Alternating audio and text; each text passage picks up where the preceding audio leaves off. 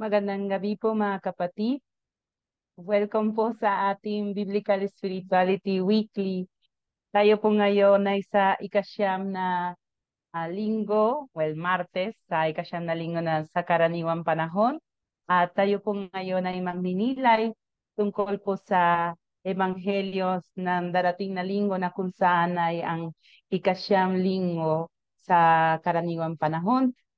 Bago po magsimula po yung ating sharing and meditation ng banal na salita ng Diyos, tayo po ay makaroon po ng ating opening prayer as usual, and then the invocation to the Holy Spirit at ang pagbabasa ng gospel reading po for the next Sunday.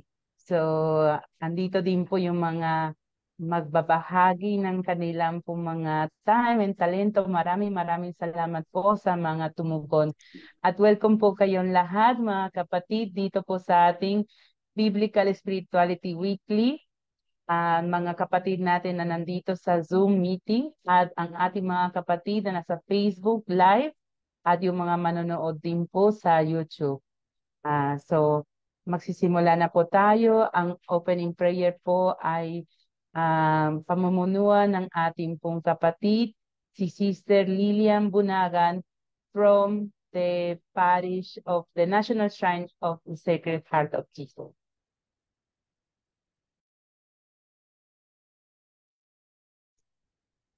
Magandang gabi po sa lahat. Tayo po ay manalangin po sa ngalan ng Ama, ng Anak, ng Espiritu Santo. Amen. Panginoong Diyos, basbasan mo po ang lahat na nasa Zoom meeting na ito, pati yung mga nasa Zoom live, nasa FB live.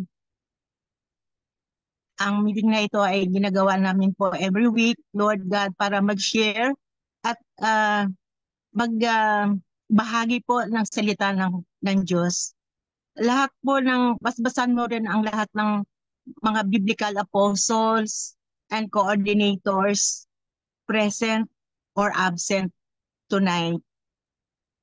Lord God, ang aming gospel reader for tonight, si Sister Cynthia Heliego, basbasan mo po siya.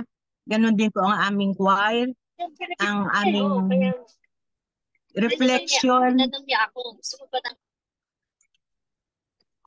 an exposition of the Bible by Father Ado. Ang aming mga sharers for tonight, may dalawa po kaming sharer, si Christy de la Cruz at ang isa po mamaya na one more sharer. Basbasan mo rin po ang aming tagapaglago, mag-summarize ng aming mga pinag-usapan ngayong gabi, Lord God. Basbasan mo po kaming lahat at ipadala mo po ang iyong banal na espiritu para sa gabing ito, para kami ay turuan to know and to understand the word, your holy word, and to do your holy will, O Lord God. Halina, Espiritu, halina.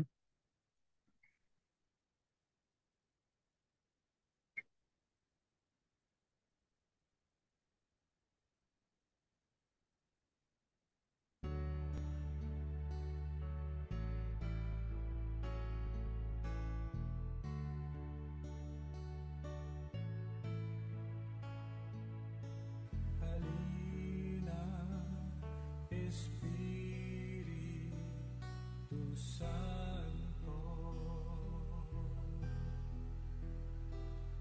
kinakailangan kita,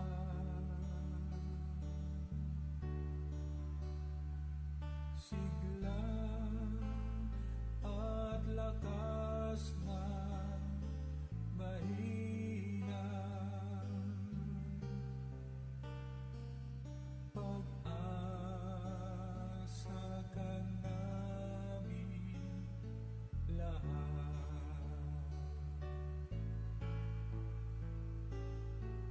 Halina, Espiritu Santo.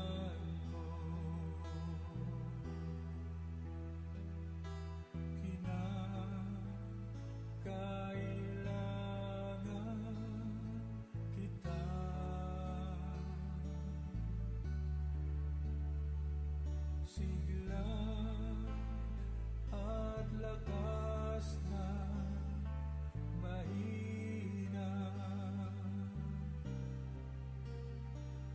Pag-asa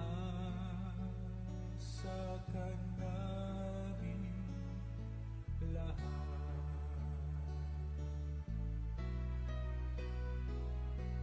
Halina, Espiritu Santo,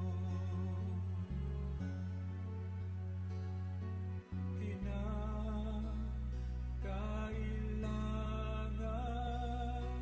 kita.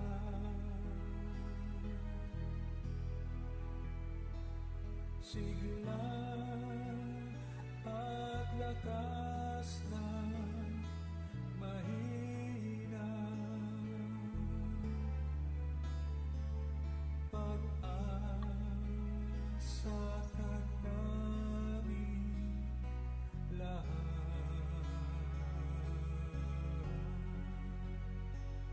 Pag-asa ka namin lahat.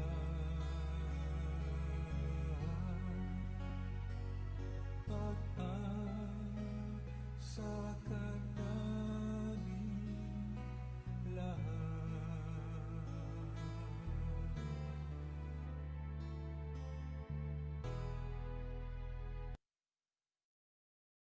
Iyon po, magpapatuloy po tayo sa pagbabasa ng banal na ebanghelyo na pamumunuan po sa atin ni Sister Cynthia Aguilera Forum, the Parish of Santa Cruz. Wait po, Sister po. Magano po.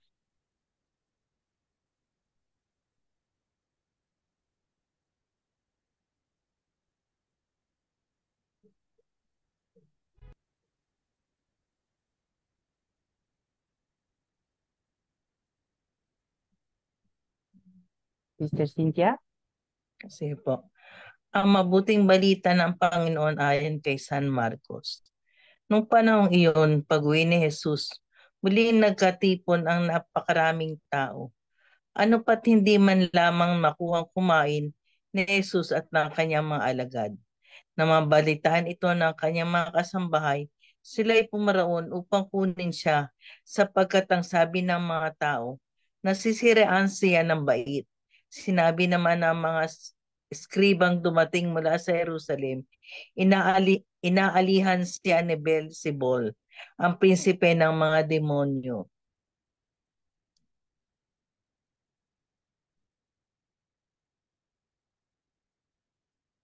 Ito ang nagbigay sa kanya ng kapangyarihan magpalayas ng mga demonyo. Kaya pinapalapit ni Jesus ang mga tao at sinabi sa kanila ang ilang talinhaga. Paano mangyayaring palayasin ni Satanas si Satanas kapag naglaban-laban ang nasasakupan ng isang kaharian, hindi mananatili ang kahariang iyon. At kapag naglaban-laban ang mga magkakasambahay, hindi mananatili ang sambahayang iyon. Gayon din naman, kapag naging magsik si Satanas laban sa kanyang sarili at ang laban-laban ang kanyang mga nasasakupan, hindi magtatagal at darating ang kanyang wakas. Walang makakapasok sa bayan ng isang taong malakas at mag-aagaw ng kanyang ari-arian, malibang gapusin muna niya ang taong iyon. Saka pa lamang niya malulooban ang bahay na iyon.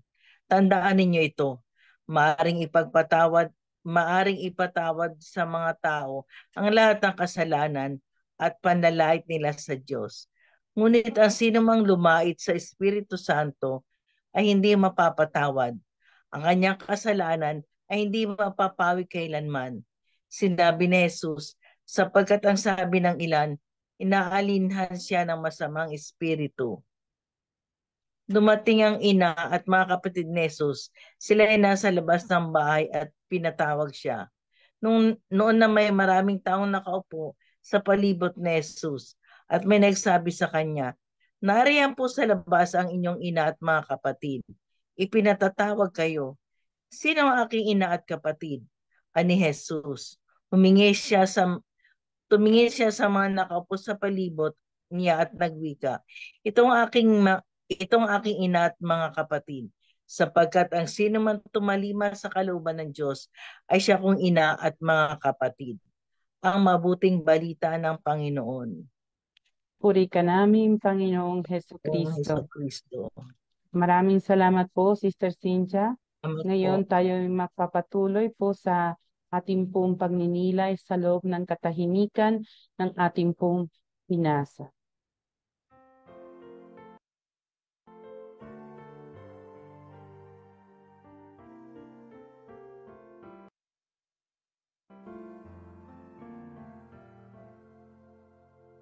Jesus na aking kapatid, sa lupa nami bumalik. Iyong mukha'y ibang-iba, hindi kita nakikilala. Tulutan mong aking mata, mamulat sa katotohanan. Ikaw po'y makikilala sa taong mapagkumbaba. Jesus na aking kapatid, putikin man ang iyong sapin, punit ang iyong damit, nawa ika'y mapasa akin. Tulutan mong aking mata, mamulat sa katotohanan. Ikaw po'y makikilala sa taong mapagkumbaba. Jesus na aking kapatid, sa bukid ka nagtatanim, o sa palengke di naman, ikaw ay naghahanap buhay. Tulutan mong aking mata, mamulat sa katotohanan. Ikaw po'y makikilala, ikaw po'y makikilala, ikaw po'y makikilala sa taong mapagkumbaba.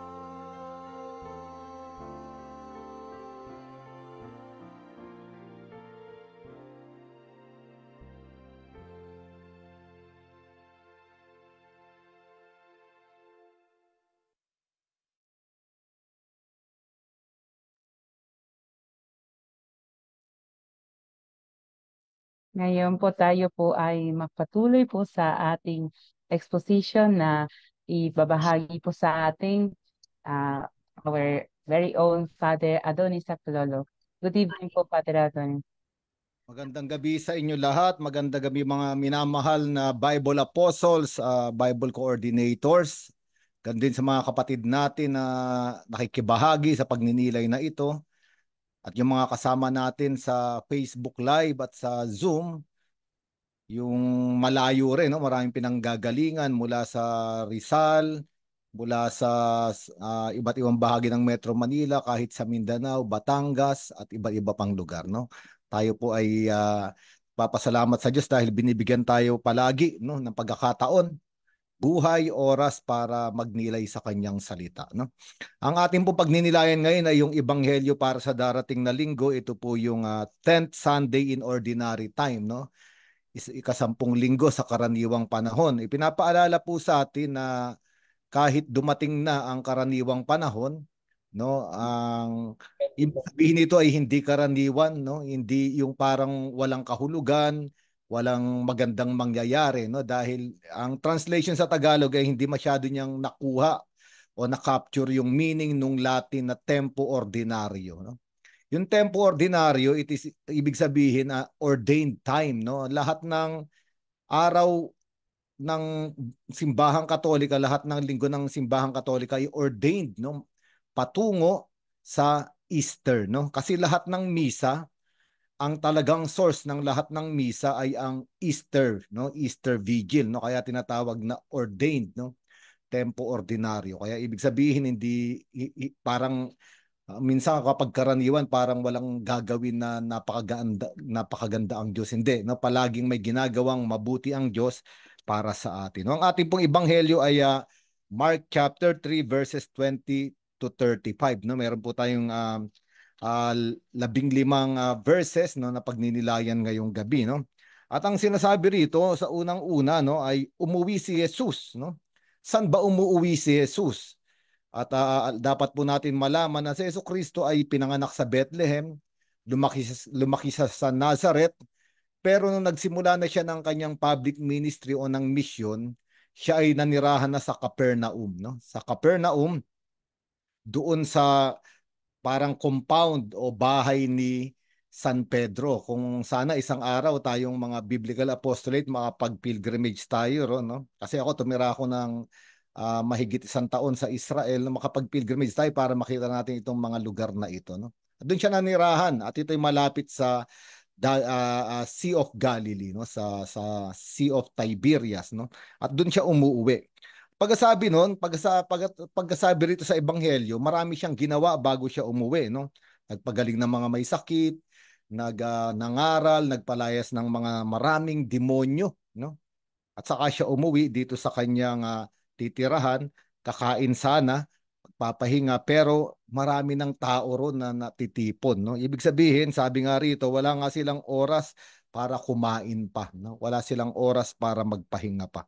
At itong mga biblical apostles, mga kapatid na kasama natin ngayon, gabi, no? Minsan kasi ang gusto ng tao ay kapahingahan na walang gagawin, no? Akala natin ayun yung kapahingahan, no? Pero ang totoong kapahingahan ay magpahinga sa kalooban ng Diyos, no? Sabi nga ni Jesucristo, kung maalala ninyo sa Ebanghelyo, sabi niya, foxes have holes, the birds of the air have nests, but the Son of Man has nowhere to lay his head, no? Sabi ron, yung mga asong gubat ay may mga yungib, may pugad ang mga ibon sa langit, pero ang anak ng tao ay wala man lamang mapaghiligan ng kanyang ulo. Ibig sabihin, wala man lang lamang siyang lugar na mapagpahingahan, no? Kahit nga rito sa inuuwian niyang bahay sa Capernaum, hindi siya makapagpahinga. Pero kailan ba nagpahinga si Jesucristo? Kailan niya hinilig yung kanyang ulo? Nung pumasok na siya sa kalooban ng Ama, no? At ito yung ipinako siya sa krus, no? Sabi niya, Ama, sa mga kamay mo, pinahabilin ko ang aking espiritu. At dito siya nagpahinga, no? So ang ibig sabihin ng pagpapahinga ay hindi yung wala tayong gagawin, no? Minsan kasi ayun ang iniisip ng tao, wala dapat akong gawin. Dapat lumayo ako. Dapat walang mang-istorbo sa akin.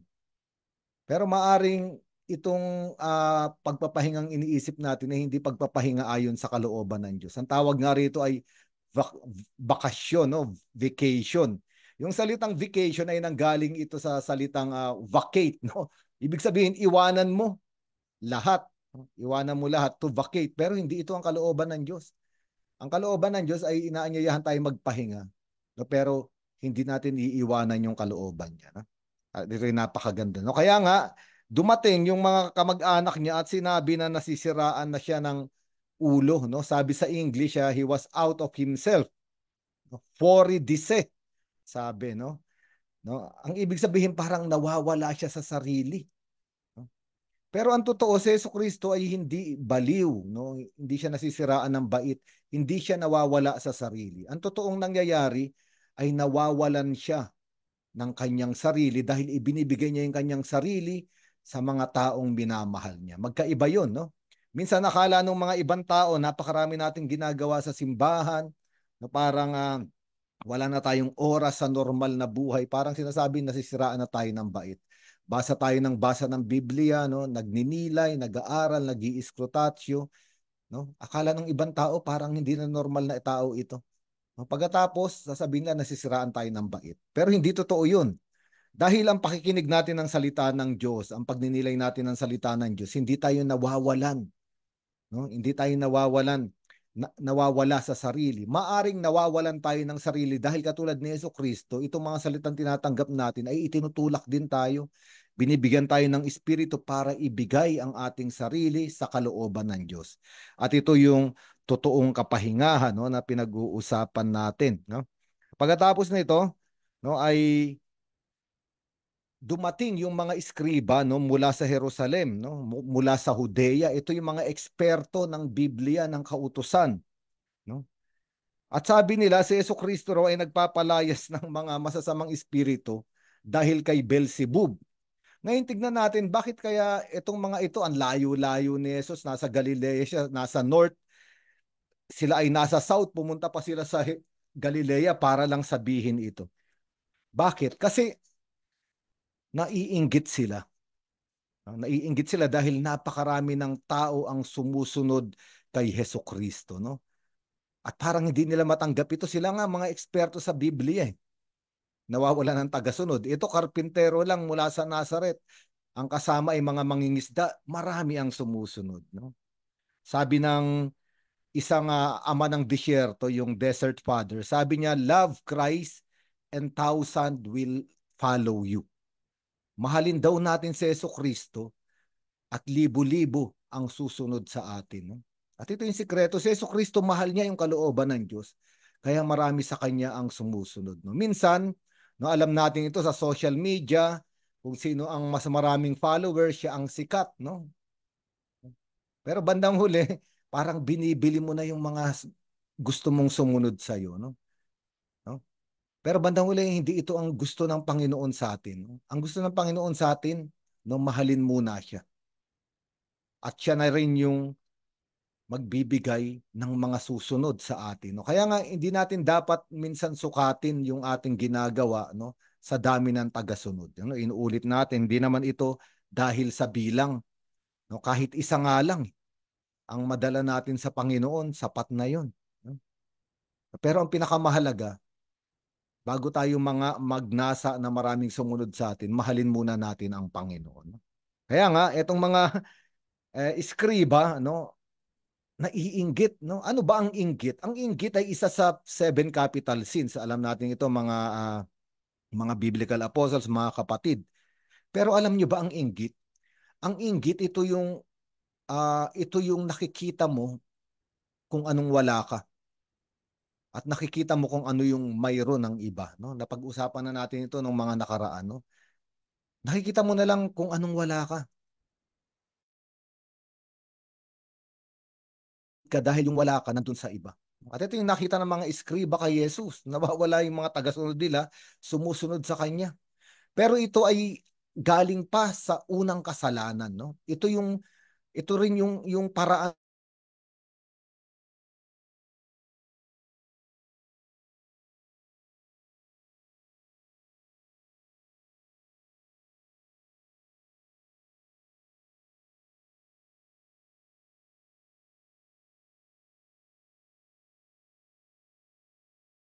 dahil ayaw niyang maging Diyos kayo. Kasalanan.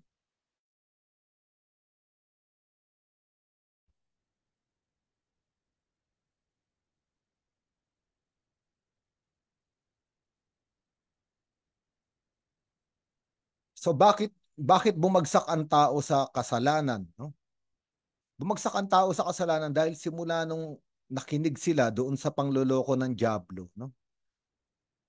Nakita na lang nila ay kung ano yung wala sila. Yung nag-iisang puno, no? Yung nag-iisang puno na hindi na parang wala sa kanila at nakalimutan na nila yung buong hardin ay nasa kanila, no? Yung buong hardin ay nasa kanila. Nakalimutan nila na lahat ng nandun ay ibinigay sa kanila ng Diyos, no? At etong mga kapatid, minsan, no, nakikita natin kung ano yung merong kapitbahay natin, kaka-social media ng tao, nabubuhay sa inggit dahil nakikita nila kung anong meron yung iba.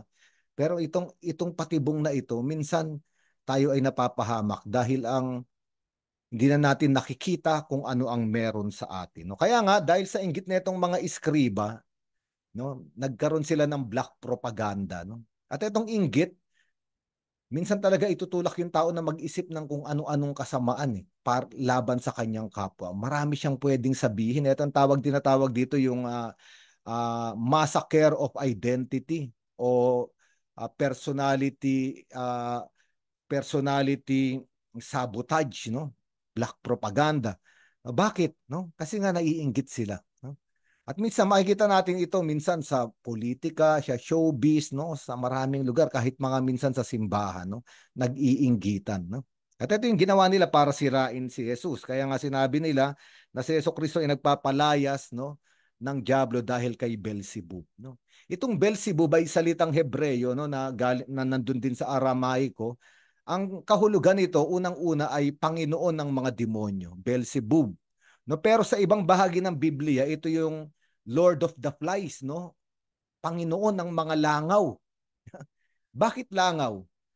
Pag nagtanong kayo sa mga exorcist, ako kilala ko yung mga ibang exorcist. Ang sabi nila, isang manifestation daw ng masamang espiritu o ng demonyo ay langaw. No? Langaw. Bakit nga ba langaw? Kasi yung langaw, ano yan nagfo-flourish, no? Dumadami sila, namumuhay sila doon sa mga bagay o mga nabubulok doon sa maruruming lugar, sa mga basura, nandun sila, sa mga patay, no? Kaya nga makikita natin kung itong diablo ay naninirahan sa mga basura, doon sa mabaho, doon sa nabubulok, kasi ayun ang gusto ng diablo, natirahan, no? Kaya nga sabi na maraming tao ang nagsasabi, kapag yung isang tao ay nasa kasalanan, nabubulok yung kanyang kaluluwa, yung kanyang espiritu, para siyang nilalangaw. Parang pinapamahayan siya netong maraming demonyo, no?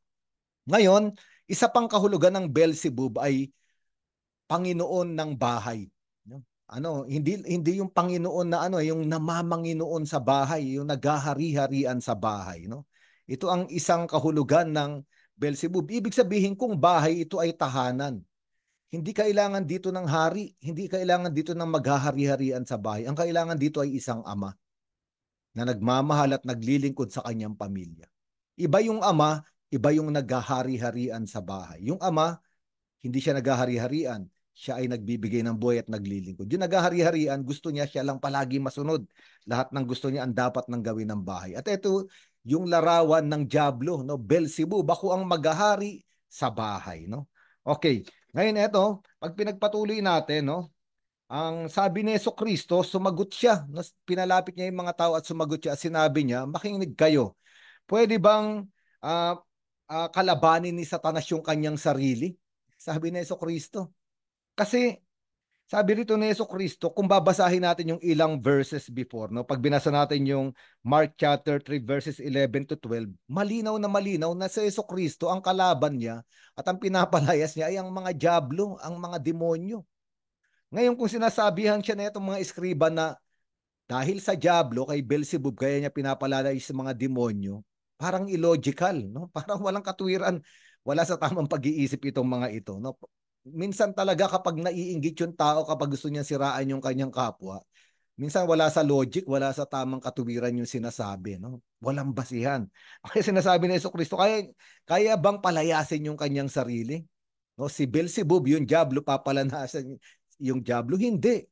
Kasi gusto niya nga maghari-harian sa bahay. Kaya nga sinabi ni Jesucristo, kaya bang maglaban-laban ng mga mamamayan ng isang kaharian?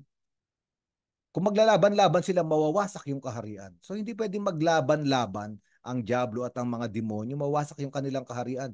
Magkakakampi sila, no? Magkakakampi sila. Ngayon, si Jesucristo dumarating, hindi nila kakampi si Jesucristo. Kaya nga sila pinapalayas, eh. Kaya nga sila winawasak ni Jesucristo. Kaya nga sinabi rin dito, no? Ang isang tahanan ba, ang isang bahay, pag naglaban-laban yung mga naninirahan doon, nanay, tatay, mga anak, ano mangyayari? Mawawasak itong tahanan, mawawasak itong bahay.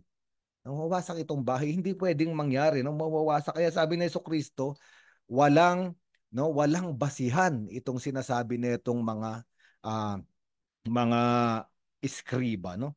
Ngayon, kung titignan natin itong mga salitang ginamit ni Jesucristo, division, no? Paghahati-hati, no? Ang talaga naman may akda nito ay hindi ang Diyos. Ang may akda ng paghahati-hati, ng paglalaban-laban ay ang diablo.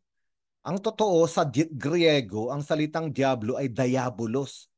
Diabolos, ang literal na kahulugan ay the one who divides, no? Siya na nagpapahati-hati, nagpapabahabahagi, nagwawasak. No, kaya nga ito ang unang ginawa ng diablo. Kung titingnan natin, balik na naman tayo sa Genesis chapter 3. Bakit niya ba tinukso ang unang tao at pinabagsak sa kasalanan? Para ihiwalay sila sa Diyos. Ihiwalay sila sa Diyos. Kasi ang konsekwensya ng kasalanan ay mahiwalay ang Diyos sa tao. Pero hindi lang yon. Ang isa pang konsekwensya ng kasalanan ay mahiwalay ang tao sa kapwa niya tao. Ang tao sa kapwa niya tao. Kaya nga, anong nangyari pag binasa natin yung Genesis chapter 30, kung babalikan ninyo, nung dumating si Yahweh sa hardin, no, hinahanap niya si Adan at si Eva, nagtago sila sa likod ng puno at nagtakip sila dahil hubad sila. No? Yung sinabi ni ng Diyos, Adan, nasan ka? At lumabas sila, bakit ka nagtatago? Kasi po hubad ako. Ako'y nahihiya. Kinain niyo ba yung bunga doon sa puno na ipinagbabawal ko? At anong ginawa nung lalaki ni Adan? Itinuro niya yung babae. Dito na parang sinasabi ni Adan, siya ang may kasalanan, siya ang tanungin niyo sa ang parusahan ninyo. Iniligtas na ni Adan yung kanyang sarili. At imbis na isang laman sila dahil mag-asawa sila, nahati na. Bahala ka na dyan kung gusto mong parusahan. No?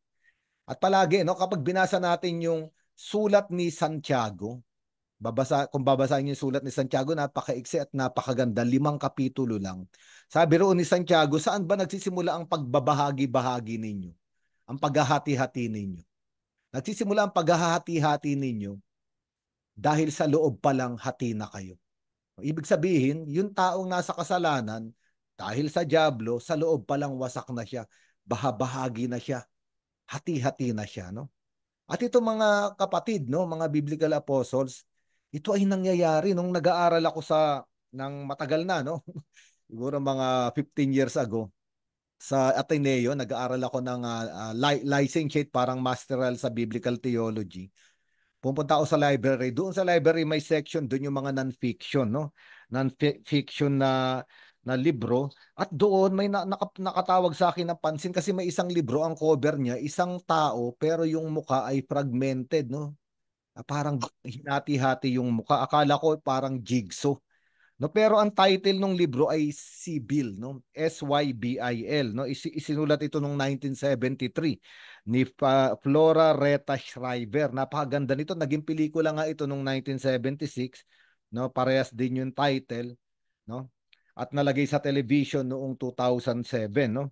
Ano ba ito, no? Ito ay true story ng isang batang babae. Ang pangalan ay si Shirley Ardell Mason. At ang pseudonym niya o ang nickname niya ay Sybil, no?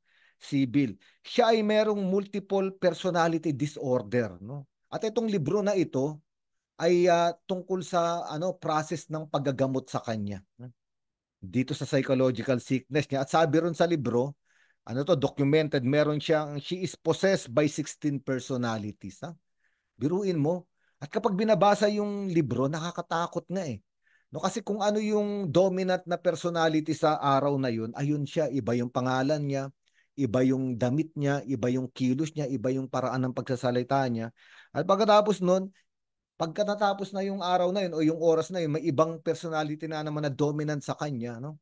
Ayun na naman siya. Kaya nga, hindi siya maintindihan ng ibang tao.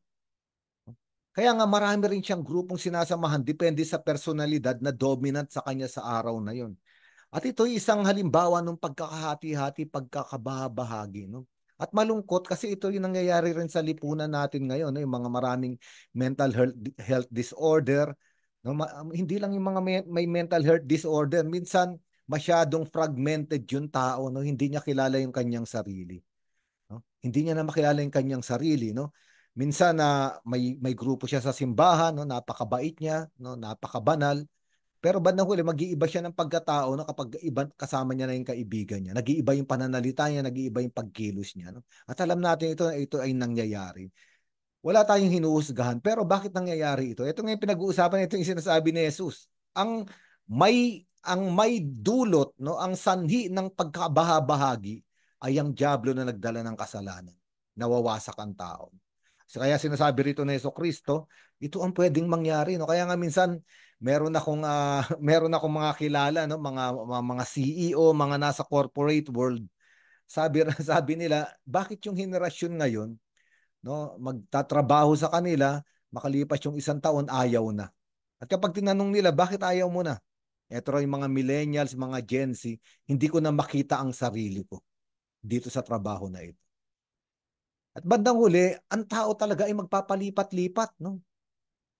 Kasi kung hindi mo nakikita ang sarili mo, wala talagang kahulugan kung bakit ka nandun at mabigat yung iyong ginagawa, no? At ito yung mahirap, no? Ito yung kapag fragmented yung tao, kapag ka hindi siya buo, no? Pinag-usapan natin ito noon after Easter, second week of Easter. Kasi ang totoong taong buo, meron siyang tinatawag na shalom, no? Whole, integral ang tao, no? Pero kapag ka pumasok na yung kasalanan, mawawasak ang tao, no? Kaya nga ito yung nangyari, no? At marami pa tayong pwedeng sabihin dito, pero makikita natin na minsan talaga hindi na maunawaan ng tao ang kanyang sarili, no? Hinahanap niya yung kanyang sarili, minsan kahit na gayahin niya na yung mga iniidolo niyang tao, artista, celebrity, no? Dahil wala siyang sariling identity, no? Kaya nga, ano sinabi rito ni Jesucristo? Kung ipagpapatuloy natin, maganda yung sinabi rito ni Jesucristo. Sabi rito ni Jesucristo, nagtanong siya, maari bang pasukin at pagnakawan ng isang bahay? Ha? Kung nandun yung taong malakas, ito yung pinag-uusapan natin, yung Beelzebul ay Panginoon o naghahari-arian sa bahay. Sabi rito ni Jesucristo, pwede bang pag nakawan o sakupin yung bahay kung nandun yung malakas? Parang sinasabi ni Jesucristo, yung diablo. Pwede ba? Hindi. Kasi nagbabantay siya ron. No? Nagbabantay siya ron. Pero sabi ni Jesucristo, ngunit kung merong darating na mas malakas at gapusin siya, yun pwede nang sakupin yung bahay. At eto yung katekesis ni Jesucristo rito. Sino ba yung mas malakas sa diablo? Para palayain itong bahay. Siyempre, si Jesucristo, kaya nga pag binasa natin sa mga ebanghelyo, lalo na sa ebanghelyo ni San Juan, no, sinasabi niya ron na oras na upang ang prinsipe ng daigdig na ito, no, ay mawasak, no? Mawasak, paalisin. Ayun sinabi ni Jesucristo. At ginawa niya itong pinako siya sa krus. Inalisan niya ng kamandag yung kasalanan at yung kamatayan na dulot ng diablo na naghati-hati sa tao. Kaya sinasabi rito ni Jesucristo, pwede na sakupin yung bahay, puntahan yung bahay, kung merong mas malakas na darating para sakupin si Beelzebub, ang naghahari-harian sa bahay. Ngayon, ang maganda rito, alam niyo mga brothers and sisters, mga kapatid, yung bahay na pinag-uusapan ay tayo. Buhay ng tao. Kaya nga pagbabasahin ninyo yung Matthew chapter 12 verses 43 to 45. Parehas yung sinasabi rito pero may isiningit dito si Mateo. Sabi rito ni Mateo, kapag nalinis na yung bahay, ibig sabihin yung tao, napakalinis, napalayas yung masamang espiritu. Yung masamang espiritu raw, yung demonyo, ay babalik. Kapag nakikita niyang walang nagbabantay, malinis lang yung bahay, pero walang nagbabantay, walang naninirahan doon, aalis siya at tatawag pa raw siya ng 7 para pasukin uli yung bahay. Sabi ron sa Ebanghelyo ni San Mateo, at yung tao ay magiging mas malala pa kaysa noong una. At ito, yung pinag-uusapan natin, yung sinasabi rito na Jesucristo, sa buhay natin, maaring nung bata tayo o maaring kung nagkakasala tayo o dahil sa kahinaan natin, na hati-hati tayo, nawawasak-wasak tayo, hindi natin maunawaan yung ating sarili, nagugulan yung ating isip. Pero dumating yung mas malakas, ginapos itong umaalipin sa atin, yung nagpapahirap sa atin, at nilinis tayo. No? At nilinis tayo. Pero, no? Nilinis tayo ng Panginoon, pero kailangan merong manahan doon o dito sa ating buhay, sa ating kaluluwa, sa ating puso, sa ating espiritu. At ito'y pag-uusapan natin mamaya. Kasi kung hindi, babalik lang o mas malala pa yung mangyayari sa ating mga pagkakamali, kahinaan at kasalanan. Babalik lang yung mga demonyo na pinalayas. No, kaya nga, anong sinabi rito ni Jesucristo? Sino ba yung dapat manahan dito sa bahay, sa buhay natin? Meron ditong sinabi si Jesucristo. Sabi niya, lahat ng paglapastangan ay mapapatawad. Kahit na paglapastangan sa Diyos, sa anak, ay mapapatawad. Pero ang paglapastangan sa Espiritu Santo, ito yung kasalanan na walang kapatawaran. At dito maraming nagbibigay ng interpretasyon, no? Pero maganda pinag-usapan natin yung konteksto kasi kailangan natin ng Espiritu Santo na manahan at manirahan sa ating buhay. Dapat siya yun nandun para hindi na bumalik, no? Itong mga dyablo na iginapos na ni Jesucristo, itong mga kasalanan na pinatawad na ni Jesucristo. Ngayon, bakit wala bang kasalanan? Bakit walang kapatawaran ng paglapastangan sa Espiritu Santo? Kasi ang Espiritu Santo ay kumikilos para iligtas tayo, para pangalagaan tayo. Ang Espiritu Santo ay nasa lahat ng sakramento. Ang Espiritu Santo ay naroon kapag ipinapahayag yung salita ng Diyos. Kapag nandito tayo sa Biblical Spirituality Weekly, nagninilay ng salita ng Diyos, nandun ang Espiritu Santo. At pinupuno itong ating bahay, itong ating puso, itong ating espiritu, itong ating kaluluwa ng kabanalan ng Diyos. Sa sakramento ng Eucharistia, nandun ang Espiritu Santo, yung tinatawag na epiklesis. Sa sakramento ng pangungumpisal, nandun yung Espiritu Santo. No? At ito yung kaligtasan natin. Kapag tinatanggap natin itong mga sakramento na ito, pagtuturo ng simbahan, ang mga salita ng Diyos na ipinapahayag, sa gawa ng Espiritu Santo, maliligtas tayo.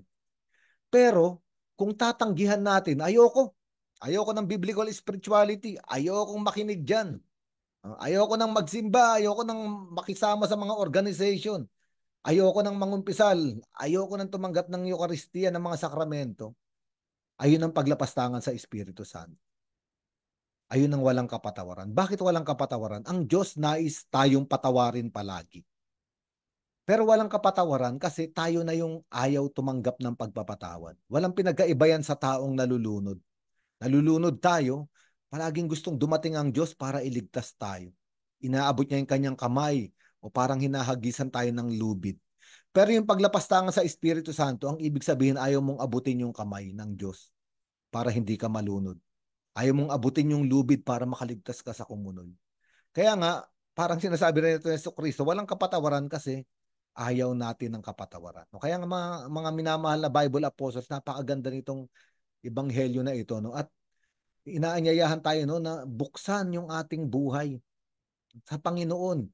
Hayaan nating gapusin niya lahat ng mga mantsa, dumi na ginawa ng dyablo rito sa mga pamamagitan ng sakramento. Ngunit hindi dapat huminto roon. Kailangan nating manalangin. Yung panalangin, isa sa paraan para manahan sa atin ng Diyos sa pamamagitan ng Espiritu Santo. Tumanggap ng mga sakramento, magnilay ng mga salita ng Diyos. At ito ang misyon natin ng lahat, no? Naabutin yung maraming tao na maaring hati-hati, wasak-wasak, bahagi yung buhay na lilito. No, ito yung sinasabi ng ating Panginoon.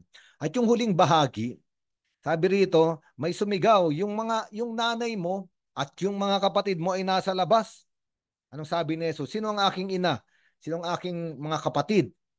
Lahat na naririto, nakikinig sa salita ng Diyos at sumusunod sa kalooban ng Diyos, sila ay aking ina at mga kapatid. Mag-ingat tayo rito, mga mahal na Bible apostles, mga kapatid, kasi laging ginagamit ito para sabihin na hindi iginalang ni Jesus si Maria. Dahil sa atin, si Maria ay highly venerated. Binibigay natin kay Maria yung highest veneration. Pero sinasabi nila, si Jesus nga hindi niya binigyan ng paggalang yung kanyang ina. No? Mag-ingat tayo rito. At pangalawa, si Maria ay hindi perpetual virgin, hindi siya birhen kasi may mga kapatid. Okay, linawin natin ito para magkaroon ng linaw ngayong gabi, no? Sana, no? Unang-una, si Jesucristo ay walang kapatid. Dahil meron tayong dogma o perpetual virginity, no? Si Jesucristo, nung ipinanganak siya ni Maria, si Maria at Jose ay nabuhay sa chastity, no? Ibig sabihin magkasama sila pero walang pagtatalik. Wala, no? Dahil iginalang na ni Jose, no, yung panawagan kay Maria, at si Maria ay palagi ang birhen. Kaya si Jesucristo ay walang kapatid. Paano natin masasabi na walang kapatid?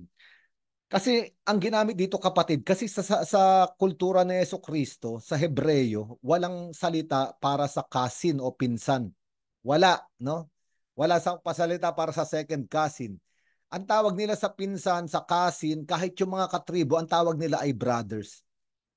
Kaya nga sa Hebreo, ito ang brother ay akh, sa plural akim. No? Sa Grego naman, adelphos, ang plural adelphoi. Kaya ito'y nakasulat dito. So yung literal na interpretasyon, ayun yung sasabihin talaga may mga kapatid. Pero kung pupuntahan natin yung konteksto, walang kapatid. Kasi Yesu Kristo, kasi itong mga pinsan niya, ang tawag ay mga kapatid. No? Dahil ang tawag sa mga pinsan ay akim o adelphoi. Paano natin mapapatunayan? Kung pupunta tayo sa John chapter 19, alam niyo yung John chapter 19, doon na nakapako si Yesu Kristo at nasa paanan niya si Maria Magdalena, ang kanyang ina at yung minamahal na alagad. Bago siya mamatay, anong sinabi ni Yesu Kristo? Ama, narito ang iyong anak. Ay, ina, babae, narito ang iyong anak. Anak, narito ang iyong ina. At pag binasa nyo, simula sa araw na yon, isinama na netong minamahal na alagad si Maria sa kanyang bahay. Ngayon ang tanong, kung merong kapatid sa laman si Yesu Kristo, bakit ipagkakatiwala ni Yesu Kristo yung kanyang inang si Maria doon kay San Juan na hindi niya naman kaano-ano sa dugo? Kasi ang batas ng mga Hudyo, yung anak ang dapat mangalaga sa magulang. Bakit si Maria ay sumama kay San Juan sa kanyang bahay? Dahil wala nang ibang kapatid si Yesu Kristo, ito ay malinaw, no? Sana malaman natin ito, no? Pangalawa, si Maria ay palaging birhen, no? Si Maria ay palaging birhen, walang ibang kapatid si Yesu Kristo at ito nga yung sinasabi ko, no? Bakit? Kasi nga nanirahan na siya doon sa tahanan ni San Juan dahil wala nang ibang bunga ng pagsasama ni Jose at ni Maria, no? So, ngayon si Maria ay iginagalang ni Jesucristo, ha? Bakit? Kasi sinabi rito ni Jesucristo, ang aking ina, ang aking mga kapatid ay yung sumusunod sa kalooban ng Diyos. Kung titignan natin sa bagong tipan, sino ba ang unang sumunod sa kalooban ng Diyos? Kung babalik tayo ron sa Annunciation, nung inihayag ng Anghel Gabriel kay Maria na maglilihi siya, anong sinabi ni Maria sa Anghel? Maganap sa akin ayon sa iyong sinabi o ayon sa kalooban ng Diyos. So ang ibig sabihin, sinasabi ni Jesucristo, siya talaga ang ina ko sa laman, pero ina ko rin, no? Dahil siya ay sumunod sa kalooban ng Diyos, no? Kaya nga mga minamahal na Bible apostles, Bible coordinators, mga kapatid na kasama natin ngayon, no? Ang Kristyanismo ay binubuo tayo ng Diyos, no, bilang mag-iina, mag-aama, magkakapatid, no? Hindi sa laman, hindi sa dugo. Pero dahil lahat ng Kristiyano ay inaanyayahang maging tagasunod ni Kristo, kaya nga tinawag na Kristiyano, no? At lahat tayo ay magkakaroon ng tinatawag na spiritual family, no? Kaya nga mga kapatid, no, ang sinasabi sa atin ng ating Panginoon ngayon, no, mas makapangyarihan siya. Kaya niyang linisin ang ating bahay, ang ating buhay, at sa tulong ng Espiritu Santo, pangalagaan ito. Pangalagaan ito para doon ay magkaroon ng paninirahan ang kabanalan ng Diyos.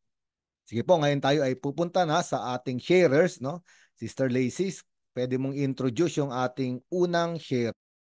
Opo, ang ating pong unang share ay ang ating kapatid mula sa parokya ng Santo Niño ng Tondo, si Ate Christy de la Cruz. Ate Christy? Hello po, magandang gabi. Naririnig po ako. Yes po. Buksan ko yung video ko. Wait lang po. If maayos po, pwede naman. May video po ako, parang wala. Opo. Ayan. Pasensya na po. Ayan. So magandang gabi po. Ako po si Christy. Dito po ako. So yung naka-strike sa akin dito sa binasa natin Ebanghelyo, yung salita po na sinasabi rito na sapagkat ang mga sumusunod sa kalooban ng Diyos ay aking mga kapatid at aking ina. Bilang isang parish biblical apostolate ng Santo Niño, yung una talaga na, paano ko ba sasabihin, napakahirap pala na magpasunod at sumunod dun sa mga ipinag-uutos ng mga mas nakakataas. Lalo na ngayon, sa katlagayan namin, so yung hawak kong unang dalawang parokya. Sa Santo Niño po, marami na kaming mga kasama na nakagraduate na ng NT program.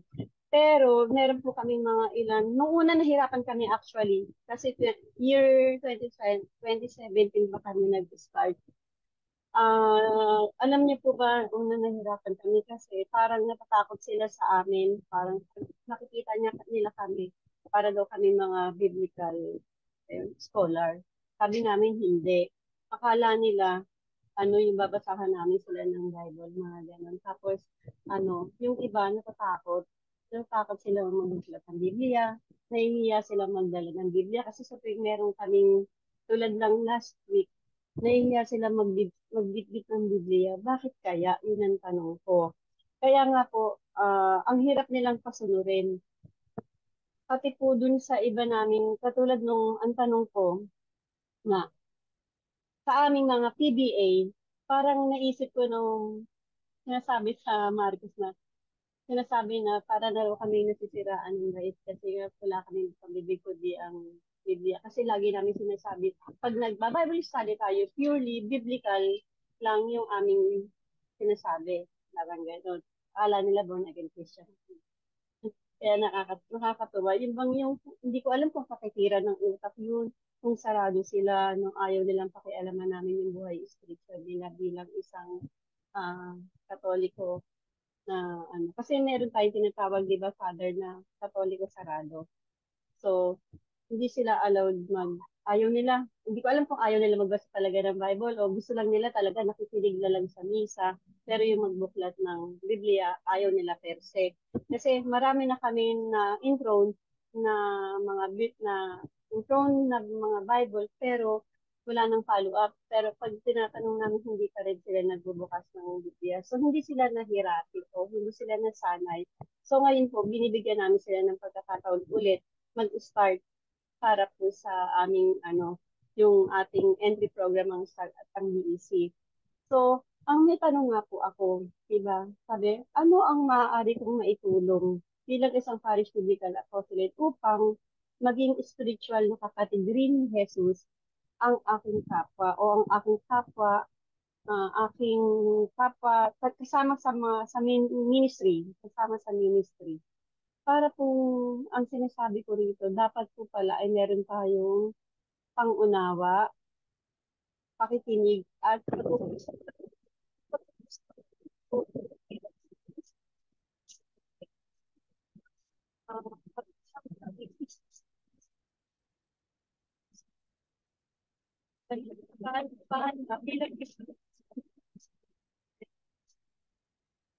para sa akin, nahihirapan ako introduce sa kanila.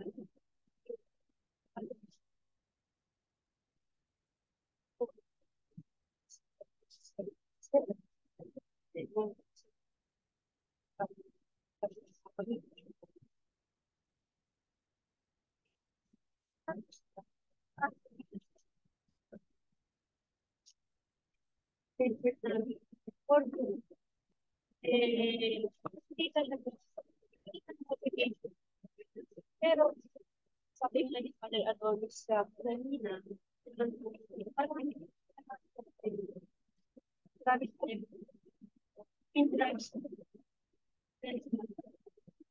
padahal yan. Sila pa lang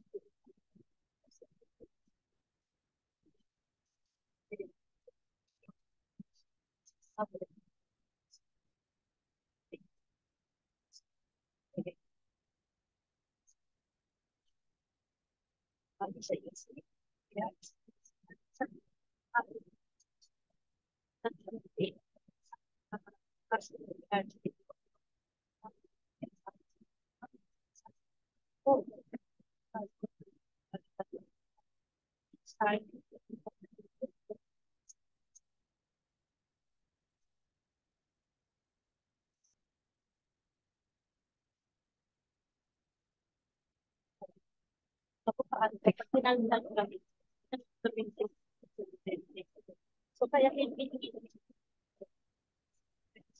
sa inyo.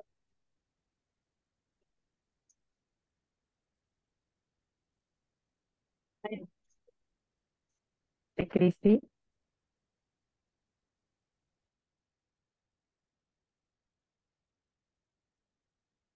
Ate Christy?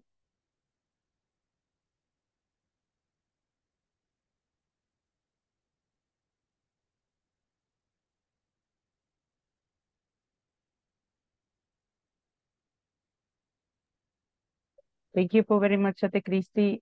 Di po namin kayo narinig sa bandang huli. Pero, ayan po. Maraming salamat po sa mga narinig. Yes po, sino pong gusto po mag-share? Sister Lilian po. Sige po, Sister Lilian. Nagkataon po pareho kami ng sharing ni Sister. Yung unang nag-share. Opo. Same, Parang dalawa pareho pong verse. Yun po yung nakatawag ng pansin sa akin. Pero iba naman po yung aking sharing na sa experience ko sa buhay. Ayun nga sa verse 35, sapagkat ang sinumang tumatalima sa kalooban ng Diyos ay siya kong ina at mga kapatid. Na mahirap gawa ng isang bagay na hindi mo na kinukonsulta ang kalooban ng Diyos. Kasi madalas sa human nature, madalas sa akin, gusto ko kaagad gawin na. Pero sa pagbabasa ng Biblia, hindi pala dapat ganon. So, kumukonsulta bago gawin ang isang bagay dahil nagbabasa, nananalangin. So, ang sharing ko po nangyari po nung Saturday, June 1st, masyadong hectic yung schedule ng araw na yon. Pero invited po ako sa second religious profession ng aming isang kasama na pumasok sa pagkamadre. Second year na po ng kanyang religious profession at iniimbitahan ang ilang member namin sa community na umattend. Pero nasa Parañaque po siya, ang convent nila. Nung gabi pa lang ng Friday, iniisip ko na hindi ako makakapunta. Kasi may 12:15 Mass, Novena Mass para sa kapistahan, solemnity ng Sacred Heart. Tapos pagdating naman ng 7:45, may recollection din po. So, masyadong gahol sa oras. Isa pa, wala akong kasama. May sakit, may ubo yung kapatid ko na palagi kong kasama. Tapos yung head namin ay hindi din available. So, lumalabas na wala akong kasama, wala akong kasabay. So, parang gusto ko na lang magpahinga. Ayaw ko lang umattend. Sabi ko sa sister ko, sabi ko, hindi na ako makakapunta kasi ganito ang dahilan ko. So, yung pagod na yon, katulad ni Jesus, gusto din magpahinga. Pero ang kapahingahan ni Jesus ay ang gawin ng kalooban ng Diyos. Nag-antay ako ng kanyang kung ano ang kalooban niya. Sabi ko, Lord, pupunta pa ba ako? Ano ba ang gusto mo? Kasi wala akong kasama, gahol ako sa oras, pagod na rin ako, kailangan makabalik ako ng 7:45 in the evening para maka-attend na recollection. So, kinabukasan ng Sabado, maaga pa, may biglang pumasok sa text na available na siya. So, meron ng isa. Wow, Lord, sabi ko, may pahiwatig ka. Meron ng isa. Pagkatapos, tinawagan ko rin yung isang member. Uy, bigla naman siyang pwede. Pero maglalaba muna siya. Pagkatapos siyang maglaba, sasama siya. So, to make the long story short, nagkaroon ako ng 2 kasama pa. So, 3 na kami. Nang ready na kaming umalis, may isa pa kaming nakita na dating kasama pero hindi, not very active in the community, na nakabihis na at pwedeng sumama sa amin. So, sa isang salita lang, 4 na kami. Pagdating namin sa place, sa Parañaque, na-surprise siya kasi expected niya na wala nang darating. Kaya ang tuwang-tuwa niya, sobrang laki ng tuwa at nakikita sa kanyang mga mata ang kislap ng katuwaan at sa kanyang mga labi ang masayang-masaya siya. Kaya salamat sa Diyos, sabi niya dumating kayo. Kasi yung mga kasamahan niya nalulungkot din, paano yan? Iilan lang tayo, walang dumating sa ating mga inimbita. Parang katulad ni Jesus na sa isang parable ni Jesus na nag-imbita ng marami pero walang dumating kaya inibitahan na lang kung sino-sino na lang doon sa kalye. So natuwa sila at yung magandang yung celebration ay naging maganda at masaya dahil sa paggawa ng kalooban ng Diyos. Kasi kung susundin lang talaga ang human will natin, yung kalooban natin, parang andun lang, tatamarin tayo, at marami na tayong dahilan. Pero kung tanungin mo si Jesus, ano ba ang kalooban mo, Panginoon? Pupunta ba ako? Kung pupunta ako, padalhan mo ako ng kasama at para makarating po kami doon sa aming pupuntahan at matuwa po yung nag-imbita sa amin kasi hindi naman yun birthday, hindi lang naman yun ordinary na okasyon, kundi second year ng kanya religious profession sa pagkamadre niya. So, ang aking panalangin, mga kapatid, sa mga oras na um, ang human will natin ang ating sinusunod at nakakalimutan nating itanong sa Diyos ang kanyang kalooban, magdasal. At ang aking prayer is, Lord, I pray to deliver us from the peril of blocking the action of the Holy Spirit in our life. So, yung mga balakid na nagbibigay sa atin ng stumbling block para hindi matupad yung action ng Holy Spirit, we pray to deliver us from those peril. Amen. Thank you, Lord. Thank you very much, Sister Lilian. And now we proceed to our dear Sister Neri Banez sa paglalagom po ng ating concession today. Magandang gabi po sa inyo, sa ating lahat. Ako po yung nautasang maglagom. Sana po ay maganda yung aking pagkakagawa ngayon kasi parang napakaganda ng explanation ni Father na parang hindi mo ma-express talaga na sa ordinary term natin na napakaganda sa inumpisahan natin ng ating pag-aaral ngayong gabi doon sa kay Jesucristo, no? Galing naninirahan siya ngayon sa Capernaum. So, pagdating niya doon, syempre after na siya ay nagkaroon ng gamot, nag-heal ng mga tao, tapos nagpalayas ng mga demonyo, gusto rin niyang magpahinga. So, katulad din natin na kung minsan ay pagod na tayo dito sa ating mga gawain, gusto nating magpahinga. So, saan natin makukuha ang tunay na pagpapahinga? Ang tunay na pagpapahinga ay kapag tayo ay inaanyayahan ng Panginoon sa kanyang kaharian. Di po ba? Tapos, ngayon, sinabi rin dito na si Jesucristo ay sinasabing nawawala sa kanyang sarili o nababaliw. Subalit, in-explain alam naman natin itong si Beelzebul ay ang sinasabing Panginoon ng mga langaw na siya ang nagdudulot ng pagkakahati-hati ng mga tao at ng ating kalooban. At ito ay kapag tayo ay nagkakasala, tayo ay parang nabubulok o nilalangaw. Yun ang parang ang sabi.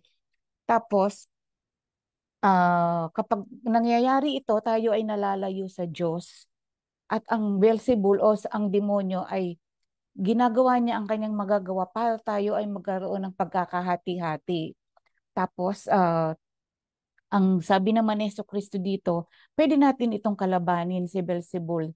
Kahit dapat lang magkaroon tayo ng empty heart, yung yung ating kalooban ay na winasak ng demonyo ay dapat ay linisin natin ito sa pamamagitan ng ah, pagdarasal at paglapit uli sa Panginoon, di ba?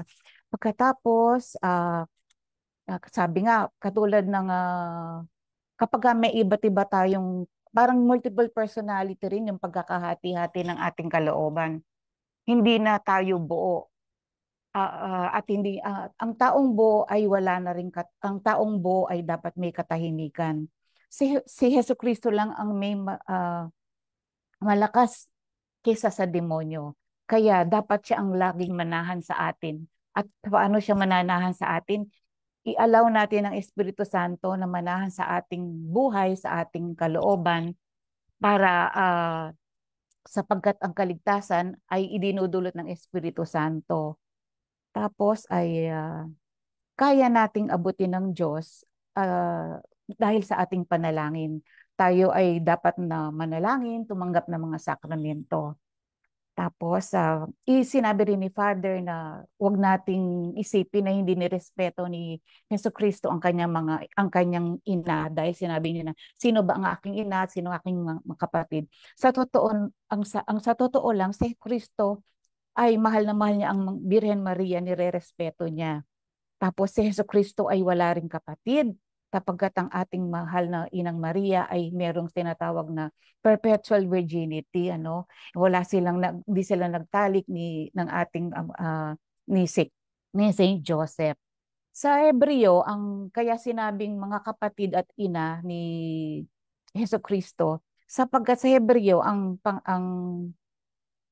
term ng mga pinsan ay brothers.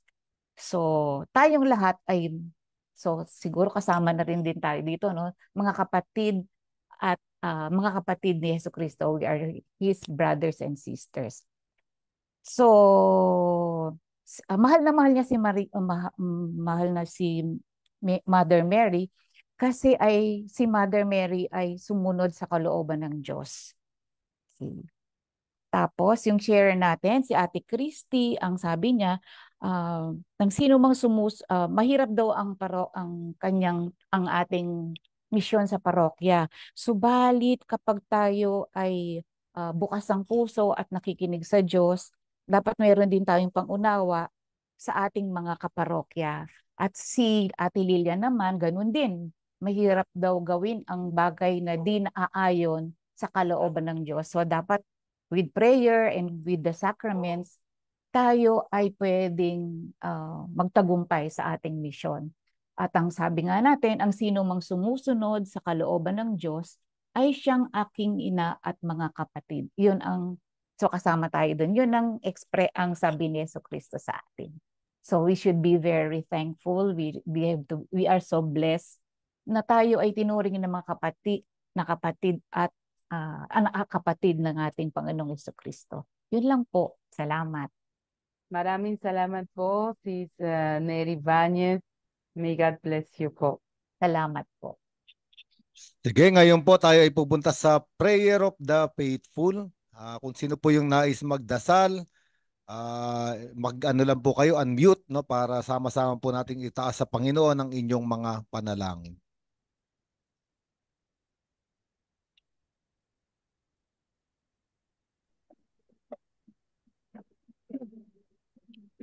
Dalangin ko po, Panginoon, na palakasan mo at patatagin ang aming panampalataya. Sa kabilang ng meron po kaming pinagdadaanan mga siluranin. Manalangin tayo sa Panginoon. Panginoon, dinggit mo ang aming panalangin.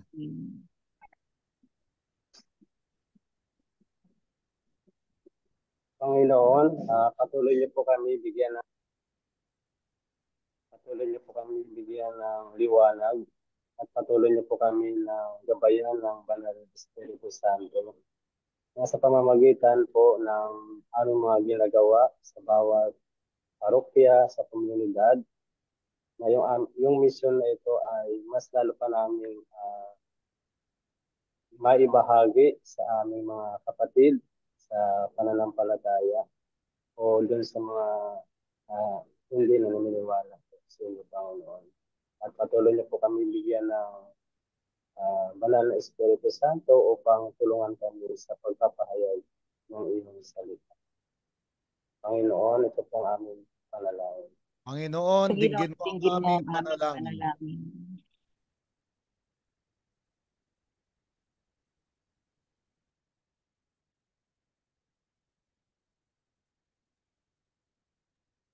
Panginoong Tanggapin mo, Hesus, sige.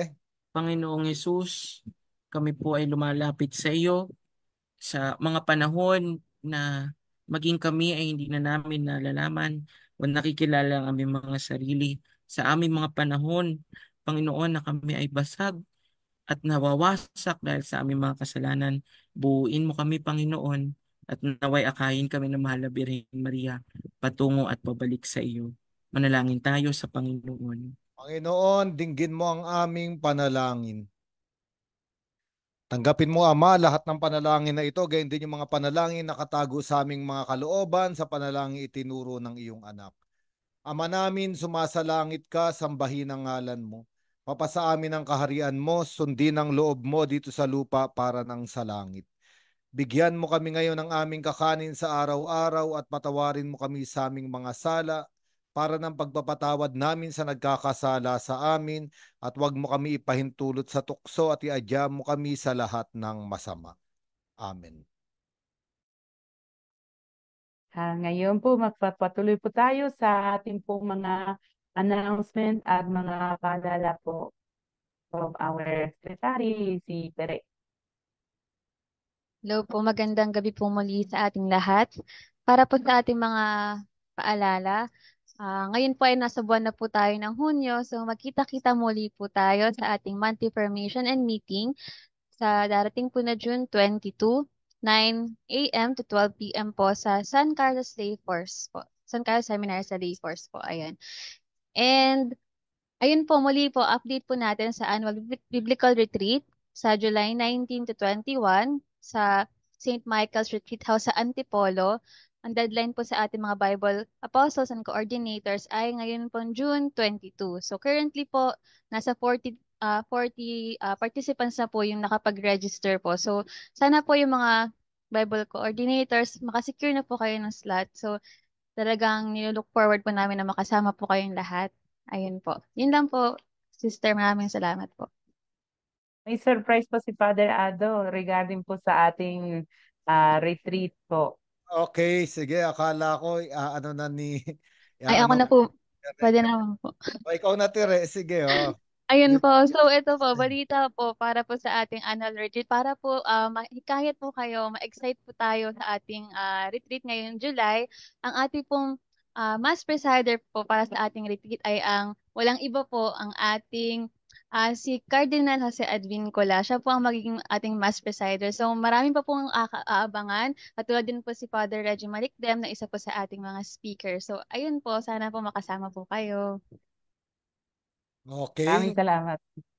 So mga mahal na Bible Apostles, gustong-gusto tayong makatagpo ni Cardinal, no? Kaya nga yung sinasabi nating request natin kung pwede siya yung mag-culminate nung ating annual biblical retreat, the very first time ay pinagbigyan niya, no? Darating siya ron ng linggo ng umaga, minsan dumarating siya ron Sabado pa lang gabi, no? Minsan kasi gusto niya magpahinga ron, no? Kaya nga wag na tayong magpatumpik-tumpik kasi maraming mga ibang mga kapatid din hindi sila Bible apostolate pero gustong sumama, no?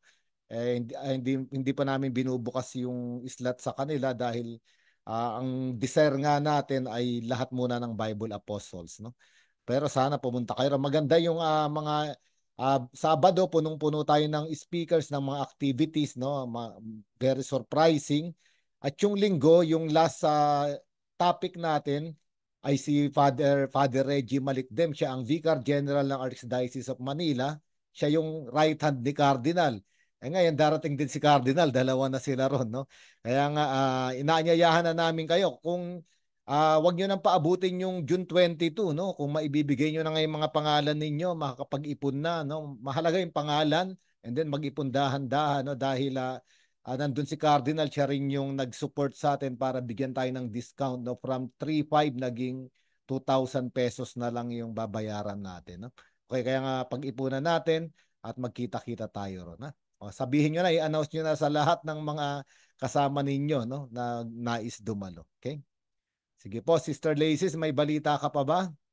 Wala naman po, Father, just to kindly share this in our Facebook, yung ating Biblical Spirituality, and support po our YouTube page po at yung ibang mga ating pong sinishare po sa ang Biblia ngayon, no? Nagtuturo po si Father Ado at yung po lahat ng mga activities po natin sa social media, be also evangelizers through your Facebook po. Maraming salamat. Sige po, pagkakaloob natin ng blessing sa ating lahat ngayon. Sumainyo ang Panginoon. Pagpalain kayo lahat ng makapangyarihang Diyos. Ganyan din yan ang inyong mga pinakamamahal sa buhay ng Diyos Ama, Anak at Espiritu Santo. Amen. Umayo kayo taglay ang kapayapaan at pag-ibig na hatid ng ating Panginoong Hesukristo. Salamat sa Diyos. Diyos. So, good night, good evening sa lahat. Salamat po, Father. Salamat Thank you po. Father. Ingat po. Ingat po kayo. See you on Thank you, June Father. 20. Thank you See you po. po. Good night. Good night Good po sa night lahat. po. Maraming salamat po.